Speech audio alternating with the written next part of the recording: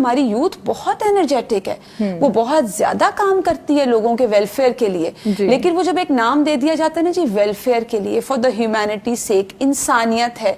کئی دفعہ لوگ جانوروں کے اوپر, بہت کچھ لوگوں کو میں جانتی ہوں کہ وہ اسٹرے کیٹس جو ہوتی ہیں ان کے لیے وہ کھانے کا انتظام اپنے گھروں میں انہوں نے ان کو رکھا ہے, کتنی نرم دلی رحم دلی کی بات ہے. لیکن اس کے پیچھے اگر نیت ارادہ یہ ہے کہ یہ اللہ کی مخلوق ہے, اس سے اللہ راضی ہوگا. جیسے ہم وہ اس عورت کا واقعہ یاد کریں جس نے کتے کو پانی پلایا تھا,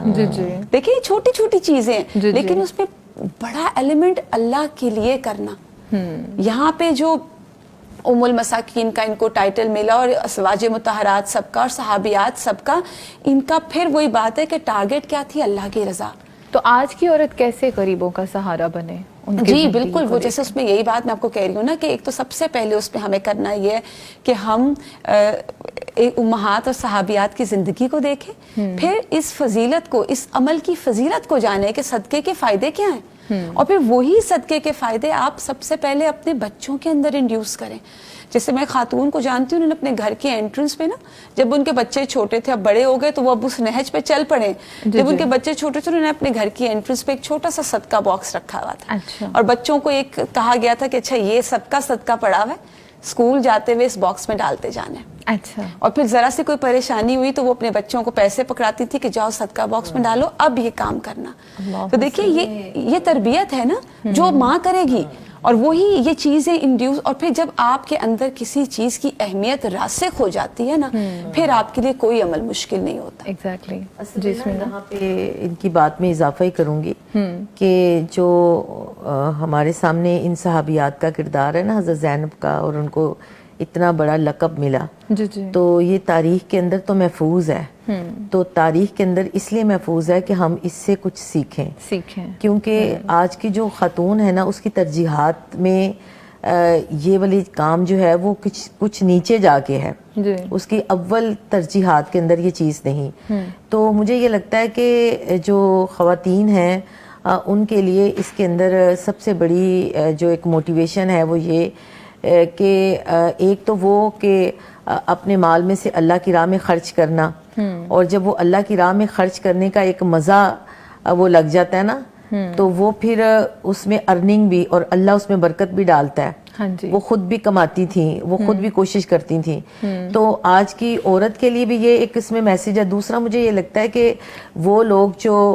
اسلام کو لے کر اور اسلام کے اندر خواتین کے حقوق کو لے کر بڑے بڑے دعوے کرتے ہیں, اور وہ کہتے ہیں کہ جی اسلام نے تو خواتین کو کوئی حقوق نہیں دیے, اور اسلام تو جو ہے وہ خواتین کے اوپر ظلم کرتا ہے, جبر کرتا ہے, ان کو گھروں میں قید کر دیتا ہے, اس طرح کی بہت ساری چیزیں جو ہیں. تو اصل میں یہ اسلام کا وہ حسن ہے جو ان صحابیات کی زندگیوں سے ہم تک پہنچا, اور ہمیں وہ حسن جو ہے, کیونکہ لوگوں کے پاس نالج نہیں ہے, اگر لوگوں کے پاس نالج ہو تو ان کو یہ پتا چلے کہ اسلام جو ہے وہ عورت کو معاشی حقوق بھی دیتا ہے. اچھا سمینا, اگر معاشی طور پر مستحکم کرتا ہے کہ اگر وہ چاہتی ہیں کہ وہ اپنی آپ کو معاشی طور پر مستحکم کرنا چاہتی ہیں, کوئی کاروبار کرنا چاہتی ہیں, کوئی بزنس کرنا چاہتی ہیں, کوئی کام کرنا چاہتی ہیں, تو صحابیات کی زندگیوں سے یہ مثال ملتی ہے کہ وہ یہ کام کرتی تھیں. تو آج کی عورت بھی کر سکتی ہے, لیکن اسلام یہ کہتا ہے کہ یہ آپ کا دائرہ ہے, آپ نے اس دائرے کو اور اسلام کے اس اصول کو جو ایک عورت کی عزت, تکریم, اس کے وقار کے لیے اسلام نے بتائی ہیں, ان سے آپ نے باہر نہیں نکلنا. ان کے اندر رہتے ہوئے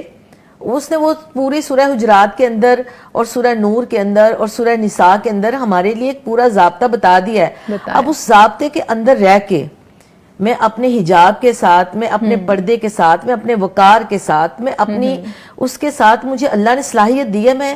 کاروبار بھی کر سکتی ہوں, میں بزنس بھی کر سکتی ہوں. اور آج کے معاشرے میں بھی بہت ساری خواتین ایسی ہیں جو یہ کام کر رہی ہیں. تو اصل میں یہ ان لوگوں کے لیے بھی ایک وہ ہے کہ بھئی آپ اسلام کو کیا اسلام ہی تو وہ دین ہے کہ جو عورت کو اس کا مقام اور مرتبہ بھی بتاتا ہے, جو اس کو معاشی, معاشرتی, سیاسی, تعلیمی ہر طرح کے حقوق دیتا ہے. اور صرف اسلام نے عورت کے اوپر یہ بلیسنگ بھی کی ہے, یعنی کہ ایک طرف تو یہ حق بھی اس نے دیا, لیکن دوسری طرف اسلام کتنا پیارا دین ہے نا کہ وہ عورت کے اوپر معاشی گھر کی ذمہ داری یعنی کہ جو وہ ہے نا الرجال قوامون علی النساء کے اسے قوام مرد کو ہی بنایا ہے. بالکل عورت کے اوپر یہ ذمہ داری نہیں کہ وہ خاندان پالے. ہاں جیسے انہوں نے بتایا نا کہ اگر وہ اپنے مال کو خرچ کرتی ہے تو دوہرا اجر پاتی ہے. دوہرا اجر ہے.